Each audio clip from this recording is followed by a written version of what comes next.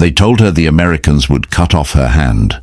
In the spring of 1945, as the Third Reich collapsed into rubble and ash, a young German woman named Helga Weiss sat in a crowded prisoner transport, cradling her wounded hand against her chest. The injury was bad. Everyone could see that her fingers had been crushed 3 days earlier when a supply truck overturned during the chaos of retreat. The flesh was turning black. The smell of infection had already begun to spread. The other prisoners looked away when they saw it, their faces tight with the knowledge of what such wounds meant. When the Americans see this, an older woman whispered to her, "They will not waste medicine on a German. They will take out a saw and remove it. That is what they do to prisoners." Helga was 23 years old. She had been a telegraph operator for the Wehrmacht, one of thousands of young women who served in auxiliary roles while Germany burned around them. Now she was a prisoner, wounded and terrified, heading toward an enemy she had been taught to fear more than death itself. The propaganda had been clear. Americans were savages who showed no mercy. They tortured prisoners. They let the wounded die slowly. They enjoyed cruelty. But 4 hours after arriving at an American field hospital, Helga would be lying on an operating table, tears streaming down her face, watching an enemy surgeon work with steady hands to save every single one of her fingers. The American doctor would not speak German, and she would not speak English. But what happened in that room would change everything she believed about the world. This is the story of that day. It's a story about war and wounds, about fear and unexpected kindness. It is a story that reminds us that even in the darkest times, humanity can appear in the most unlikely places. If you find stories like this meaningful, make sure to like and subscribe to this channel. We bring you true accounts from history that deserve to be remembered. Now, let us go back to those final days of the war when one young woman's life hung in the balance. It's hard to believe. The truck that carried Helga and 30 other German prisoners rolled to a stop on a muddy road somewhere in western Germany. It was April 1945, and the countryside was scarred with the marks of war. Bombed-out farmhouses stood like broken teeth against the grey sky. Shell craters pocked the fields where crops should have been growing. The smell of smoke and decay hung in the air, mixing with the sharp scent of diesel from the American vehicles that now controlled these roads. Helga pressed herself against the wooden slats of the truck, trying to make herself small. Her hand throbbed with every heartbeat, a deep, sickening pain that had become her entire world over the past 3 days. She had wrapped it in a piece of torn cloth, but the fabric was now stained dark with blood and something worse. She did not want to look at it. She did not want to think about what lay beneath the makeshift bandage. Around her, the other prisoners sat in exhausted silence. Most were women like herself, Hellerin, and who had served as secretaries, telephone operators, and nurses for the German military. Their uniforms were dirty and torn. Their faces were hollow with hunger and fear. Some had been captured just days ago. Others had been prisoners for weeks, passed from unit to unit as the American advance swept through Germany like a flood. "Where are they taking us?" A young woman with blonde braids asked no one in particular. Her voice was barely a whisper. Her name was Liesel, and she had been a typist at a command post in the Rhineland. She was perhaps 19 years old, too young for the horrors she had witnessed. "Does it matter?" replied another older woman.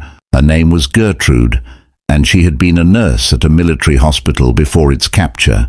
Her uniform, though dirty, still showed the insignia of her medical service. "We are prisoners now. We go where they tell us." The truck lurched forward again, and Helga bit her lip to keep from crying out as the movement sent fresh waves of pain through her injured hand. She had not eaten in 2 days. She had barely slept.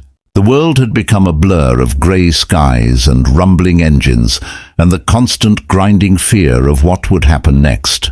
She thought of her mother back in Hamburg, if Hamburg still existed. The last letter she had received months ago spoke of terrible bombing raids that had turned the city into an inferno. Tens of thousands dead in a single night, whole neighborhoods reduced to ashes. She did not know if her mother was alive or dead. She did not know if she would ever see her home again. When the truck finally stopped for good, An American soldier lowered the tailgate and shouted something in English. The prisoners did not understand the words, but the meaning was clear enough. They climbed down one by one, their legs stiff from hours of sitting on the hard wooden benches. Helga was the last to move. When she tried to climb down, her legs gave way beneath her. She would have fallen face first into the mud if a strong hand had not caught her arm. She looked up into the face of an American soldier. He was young, perhaps no older than herself, with red hair and freckles across his nose. He said something she did not understand, his voice surprisingly gentle. Then his eyes fell on her bandaged hand, and his expression changed. "Medic!" he shouted over his shoulder.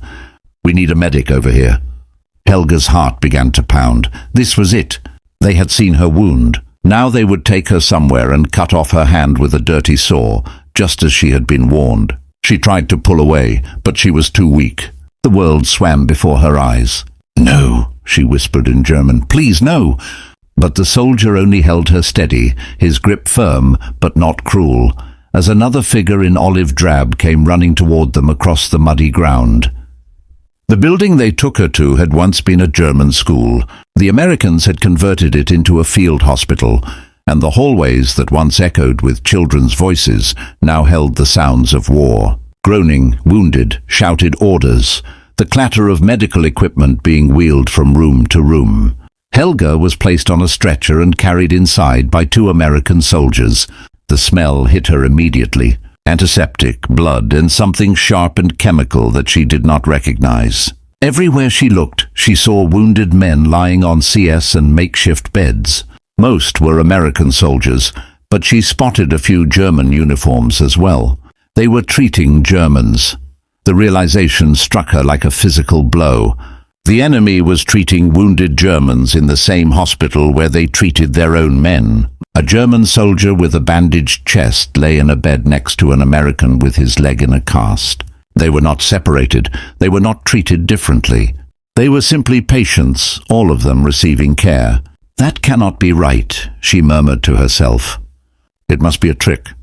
A nurse appeared beside her, an American woman with brown hair pulled back in a tight bun. She smiled and said something in English, her voice calm and professional. When Helga did not respond, the nurse simply patted her shoulder reassuringly and began to unwrap the bandage from her hand. What lay beneath was worse than Helga had allowed herself to imagine. Her fingers were swollen to twice their normal size. The skin stretched tight and discolored in shades of purple and black.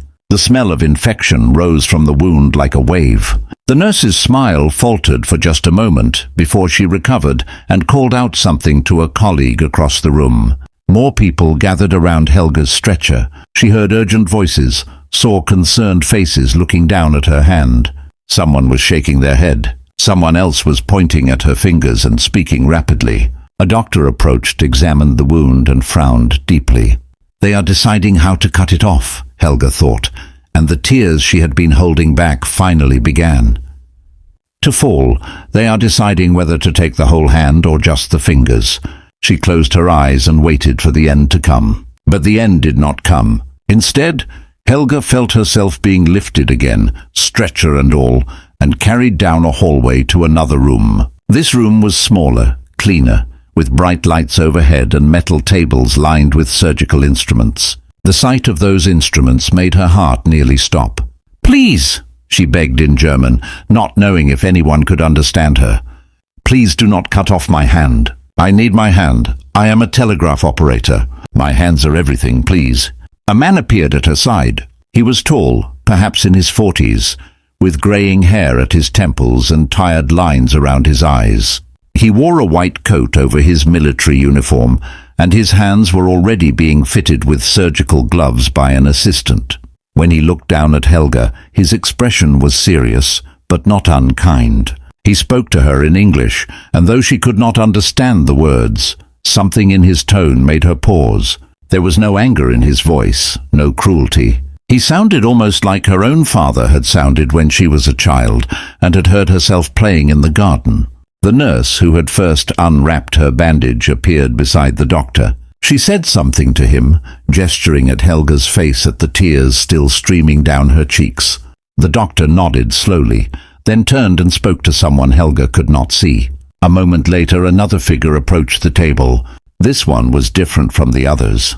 He wore a German uniform. Helga stared at him in confusion. He was young, perhaps 30, with a thin face and intelligent eyes behind wire-rimmed glasses. His left arm was in a sling, but otherwise he seemed uninjured. "I am Corporal Vera Hoffmann," he said in German, his voice calm and measured.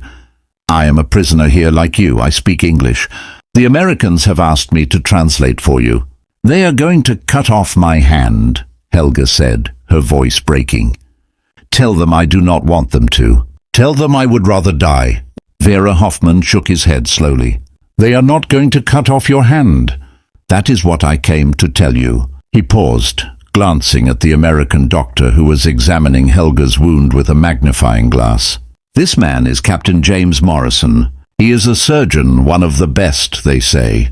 He has looked at your hand and he believes he can save it." Helga could not process what she was hearing. Save it. "But the infection, the blackness, the infection is bad," Vera agreed. "He is not lying to you about that. The surgery will be difficult. It will take many hours. There is a chance it will not work, and he may have to amputate after all. But he wants to try." Vera paused, and something like wonder crept into his voice. "He says he will not give up on your hand unless he has no other choice." Helga looked at the American surgeon, at Captain James Morrison, who was still bent over her hand with intense concentration. He did not look up. He was completely focused on his examination, his brow furrowed, his lips moving slightly as if he were calculating something complicated in his head.